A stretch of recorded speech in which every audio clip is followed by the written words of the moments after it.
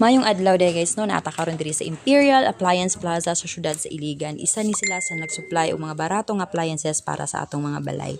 So nangita day kog chest freezer para sa akong tindahan guys, kay daghan man nangita sa mo og ice good mao ni siya nga naata diri karon. Timing kaayo 3-day sale pa gyud sila mao na nga. Mintras wala pa man si ma'am nga napa siya gikuha sa bodega nga katong stocks nga akong ganahan. So isuroy sa tamo diri sa ilang ubang baligya sa sulod guys.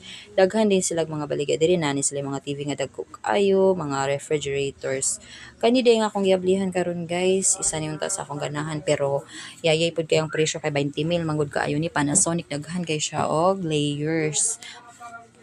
Una nindot siya guys, o napay dako kaayo pag yun. Diri pikas na po diri ang mga nagkalain-lain nga mga refrigerator, so daghan kaayo guys. Kung namoy ganahan laan hilang mo diri sa ilahang tindahan, so napagyud sige ra ko katawa guys kay sige mig langas akong bana guys kay siya may nagvideo gud ani, sige ra ko katawa pod. Ayan na pod sila mga washing machines nagkalain-lain lagi og porma, nay gamay nay dako, napagi sila mga gas range dito speakers. Diri pod sa right side na sila mga aircon. Dahil na po diri ang lang presidensyo nga dako kay nga chiller para sa inyong mga tindahan nga dagko. So napa din sila mga kwan guys, mga sofa na sa taas lang nakabutang og katong mga freezer para sa mga frozen products o mga ice cream. So mo na ni guys, final look mo na gini ako nagustuhan ng LG chest freezer, 100 plus ra magud yung wattage, dayon inverter na siya guys. Dayon 15k dayon ni siya guys, mao ni siya yung itsura, hamis kaayo.